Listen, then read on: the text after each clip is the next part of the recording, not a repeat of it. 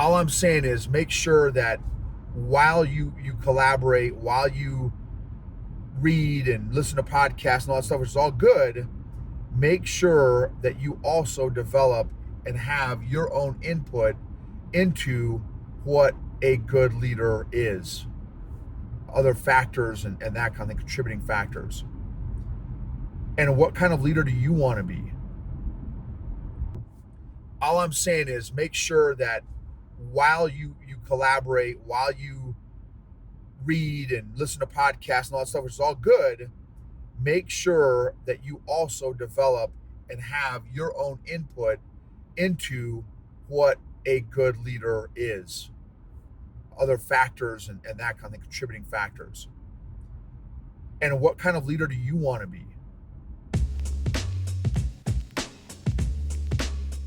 Welcome to the EQ Gangster podcast, where you will learn practical tools to grow your mental and emotional health and intelligence to be the best version of yourself, both at work and at home. It is real, raw, and transformational. The journey of emotional growth isn't easy, but it's worth it. I believe in you.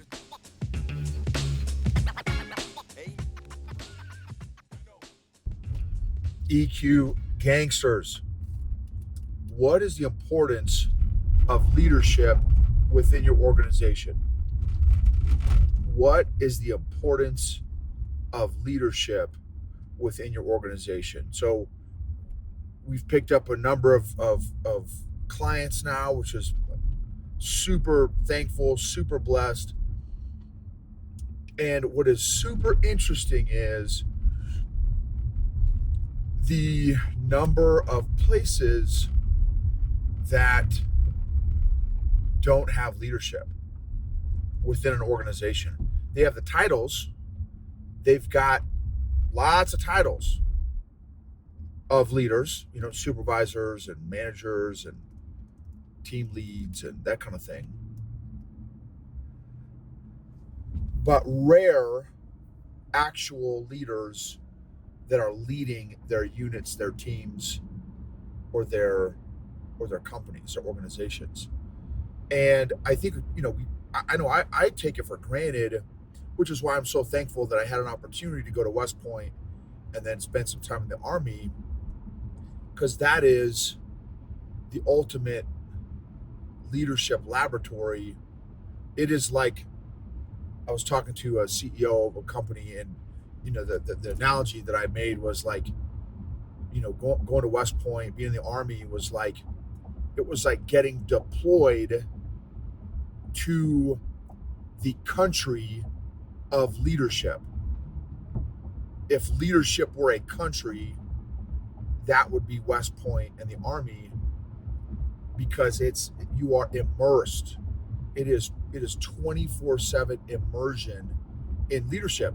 And even in your early lower ranks, maybe you're not in a leadership position, but you're still surrounded by it. You're still, everywhere you look, is leadership. Everywhere are leaders. Everywhere is there's somebody that's leading something. And I just have taken it for granted, that exposure that I have had in those experiences. Because think about this, is like, again, if you look at leadership like a language, and thankfully I had 9 years in the country of leadership. How long does it take to become fluent in a language?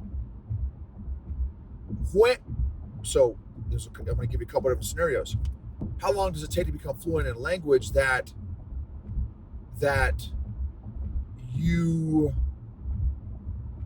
you're only learning once a week in high school, and you're in a Spanish class, or 2 days a week in Spanish class for an hour a day, or maybe you're not even taking a Spanish class. Maybe you're doing Rosetta Stone or whatever the Spanish app is, or Spanish software program is, and you're doing 15 minutes a day of Spanish.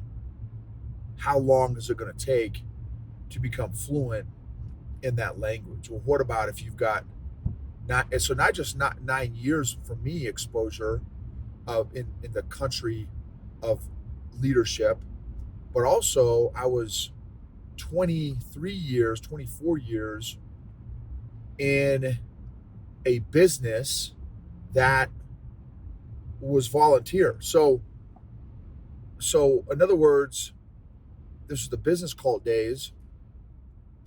And even though it was the particular organization that I was a part of was very controlling and manipulating, all that stuff, aside from those traits and qualities, you in order to be successful, you had to lead. You had to take action. You had to take initiative. You would not survive in their organization if you didn't lead. You had to lead yourself, and then you had to lead others as you grew a team. But I would argue it's a whole different kind of leadership, because in a volunteer organization, nobody has to follow you. You have to earn the right to lead somebody. So they don't have to follow you because of they're getting compensated a certain amount, or because they're salaried, or it's their job. It's not their job. It's a part-time, totally volunteer deal. So I could argue 24 and 30, so 33 years have had exposure, some intense immersion into leadership, and getting a chance to kind of peek into some of these different companies and organizations has really given me a perspective that others, and there's some great leaders out there. So I'm not saying that there's not any companies with no leaders. That's not what I'm saying. There are a number of companies that lack leadership. That's what I'm saying. And to learn the language of leadership by reading a leadership book, or listening to a leadership podcast, or going to a leadership class, or taking a leadership class in school for a semester or 2 semesters, that's a very different experience than being immersed in a country of leadership, right? Where you're immersed in leadership, where everything is leadership. So, and not that any of those things are bad. So that's a huge disclaimer there. Those are all ways to learn the language of leadership. In my opinion, there's no greater way than doing it, than leading and failing, and try TFA, try, fail, adjust, try, fail, adjust, try, fail, adjust. And then observing what works, what doesn't work. What are examples of good leaders around you? What are examples of bad leaders around you? What traits and qualities and principles do you need to pick up? Which all of those questions there takes self and social awareness. And then to make the change, it takes the management piece. It takes self and social management to make those changes and implement those changes in your life. So how could your organization be impacted if you grew your leadership, if you took your leadership to the next level? And what needs to happen? What needs to happen for you to lead yourself better? That's one of my huge principles, is to lead others well, you got to lead yourself well. To lead others well, you have to lead yourself well. What are some things that you need to do to lead yourself well? What changes do you need to make? What behavior changes do you need to make?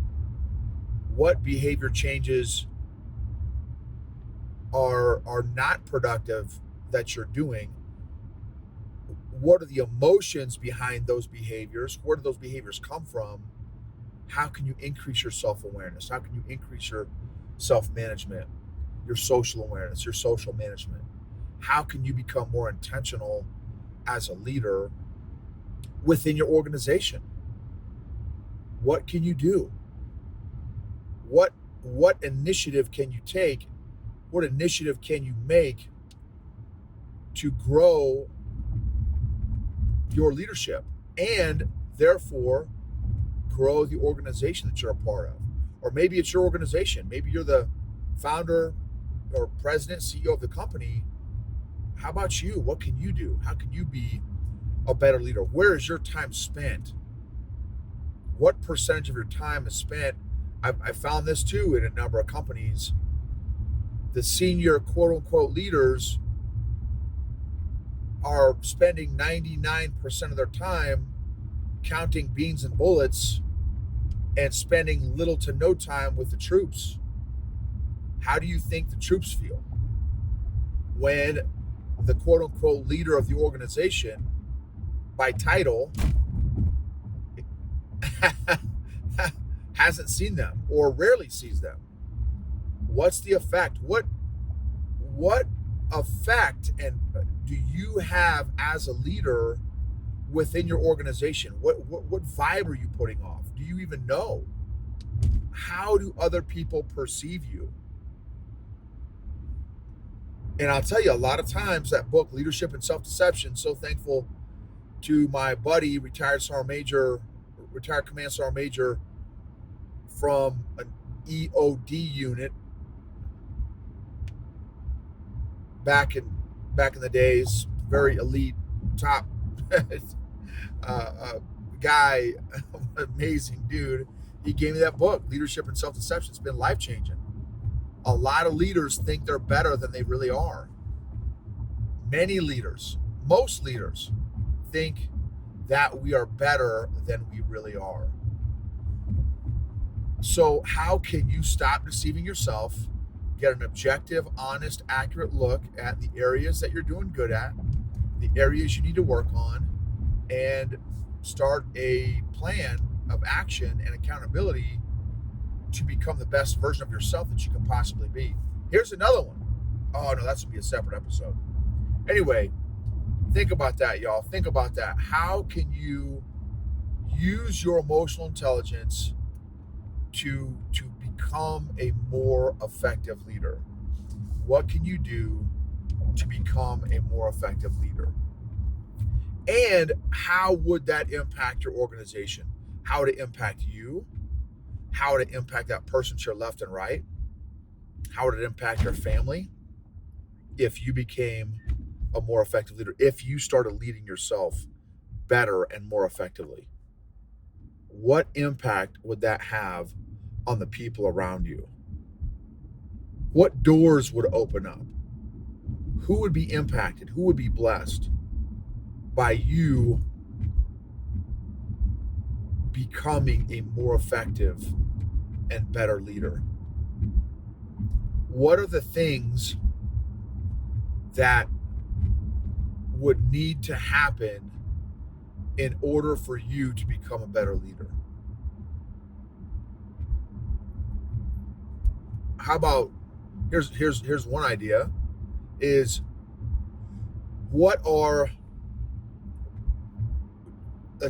how can you get an accurate picture of yourself? What are some ways that you can get an accurate quote unquote before photo of your leadership profile, your leadership picture, so that you know where you're strong in, where you need to develop in, and you can start taking ownership and responsibility of those areas and start making stuff happen, getting some traction in your life to really take your leadership to the next level. What does a good leader look like to you? Who is a good leader? Why did you pick those people, right?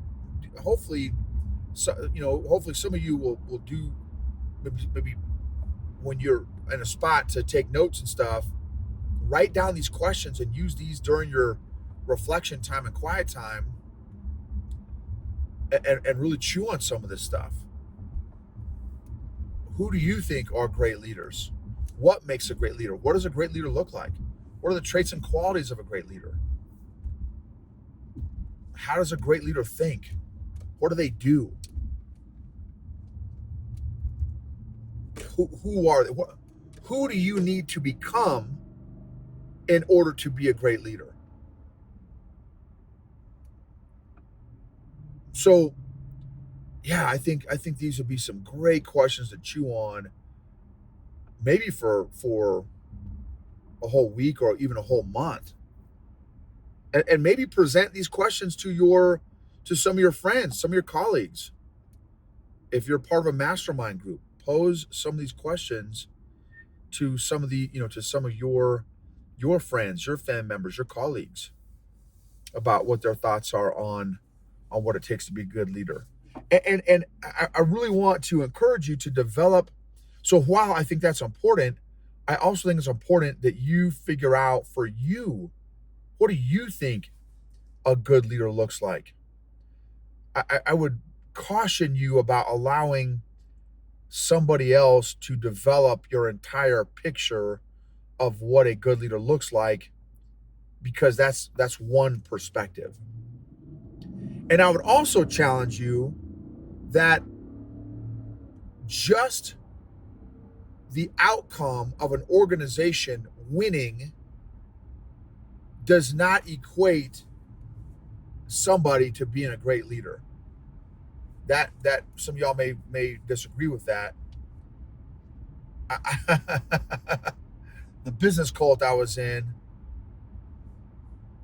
there were many leaders that were winning, making money, leading large teams, that were master manipulators, master controllers. And so I don't. Now, I also,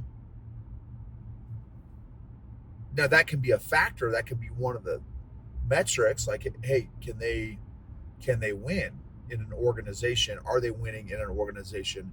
Have they won in an organization? I just don't know that winning is the only metric.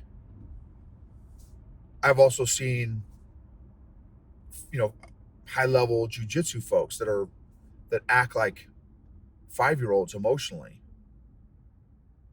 Not many, but there are some. They haven't grown their EQ, but they're highly skilled, highly competent jujitsu folks. And again, I'm only thinking of one right now off the top of my head. Well, there's two off the top of my head. One guy's a black belt now. And when he was a brown belt, he was incredibly insecure. But again, that's rare. In my 7 years of rolling with lots and lots of people, I can only think of two. So, but still, my point again is, just be careful at taking society's definition of whatever a good leader is, and really think about that for yourself. What do you think? I mean, I even had to do that for myself because I had no EQ, I had no confidence, I was so insecure, I was a people pleaser addict. I just took what West Point and the Army told me was a good leader. Oh, well, that must be what a good leader is. Well, now looking back, that was also not a full picture of what a good leader is, in my opinion, now, based on what it was, back when I was there, which was 30 years ago, or however long ago it was. So all I'm saying is, make sure that while you collaborate, while you read and listen to podcasts and all that stuff, which is all good, make sure that you also develop and have your own input into what a good leader is, other factors and that kind of thing, contributing factors. And what kind of leader do you want to be? I'm not my leadership style is not, let's see, I can be authoritarian. I can play that role if a situation dictates it, but that's not my default leadership style. My default leadership style is very collaborative. I'm a very, very collaborative leader. If I need to, in a particular situation, use positional or authoritative leadership, I will. But again, that's not necessarily my default or my preference. So, I can be an inspirational leader. There's a lot of different things that I think it takes to become a good leader, and there's there's a lot of stuff that I got to work on, y'all. A lot of stuff that I got to work on to become a better leader, and thankfully I'm still on this journey. Heck, this is part of my leadership journey, is this podcast. A lot of it is me externally processing on my failures and weaknesses and lessons learned to become a better version of who God made me to be. And I'm thankful that I'm intentional about it.